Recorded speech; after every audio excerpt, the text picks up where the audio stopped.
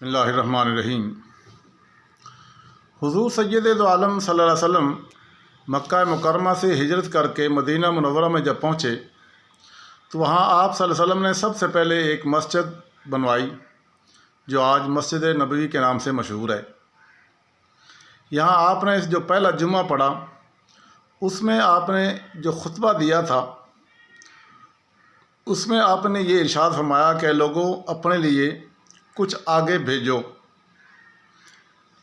جان لو خدا کی قسم تم میں سے ہر شخص موت کا نشانہ بنے گا،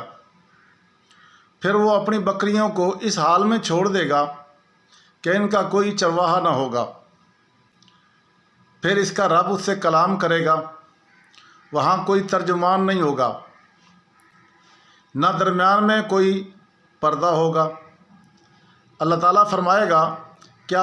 تمہارے پاس میرا فرشتہ آیا، میرا نبی آیا تھا جس نے تم کو میرا پیغام پہنچایا، میں نے تم کو مال دیا، تمہارے اوپر اپنا فضل اور کرم کیا، پھر تم نے اپنے آگے کے لیے کیا بھیجا؟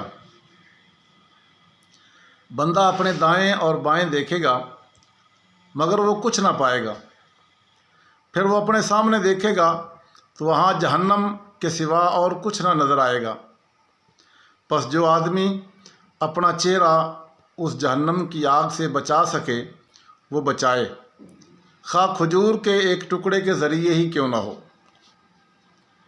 آدمی کے اندر موت اور قیامت کے مسئلے کا شدید احساس پیدا ہو جائے تو وہ چاہنے لگتا ہے کہ جو کچھ بھی وہ قیمت دے سکتا ہے اس کو دے کر وہ اپنے آپ کو آخرت کے عذاب سے بچا لے۔ رات کے وقت وہ بستر پر لیٹا ہوا ہے، آخرت کے مسئلے کو سوچ کر وہ تڑپ اٹھتا ہے، وہ اٹھ کر وضو کرتا ہے، نماز کے لیے کھڑا ہو کر کہتا ہے خدایا میری اس نماز کو میری طرف سے قبول کر لے اور مجھے آگ کے عذاب سے بچا لے۔ وہ ایک شخص کو مصیبت میں دیکھتا ہے، وہ اپنی محنت کی کمائی کا ایک حصہ اس کو دے دیتا ہے، اس کا دل کہہ رہا ہوتا ہے خدایا آج میں نے جس طرح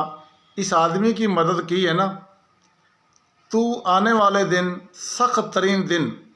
قیامت کے دن میں تو میری مدد فرمانا۔ ایک حق اس کے سامنے آتا ہے، ظاہر ہوتا ہے، وہ اپنی پوزیشن کا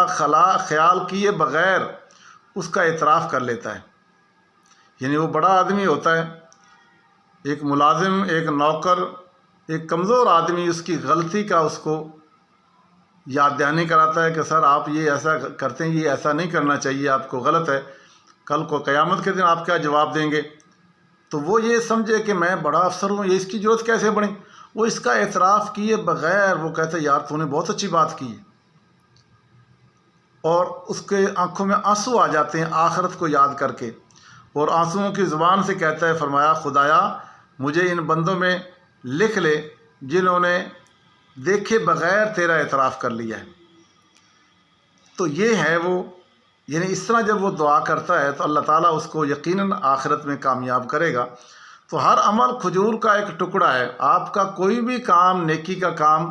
وہ کھجور کا ٹکڑا ہے۔ جس آدمی کے پاس بھی یہ نیکی کا ٹکڑا ہوگا نا، اس کو چاہیے کہ اس ٹکڑے کو وہ اپنی نجات کے لیے پیش کرے۔ مطلب یہ بھی ہے کہ مطلب چھوٹی سے چھوٹی نیکی،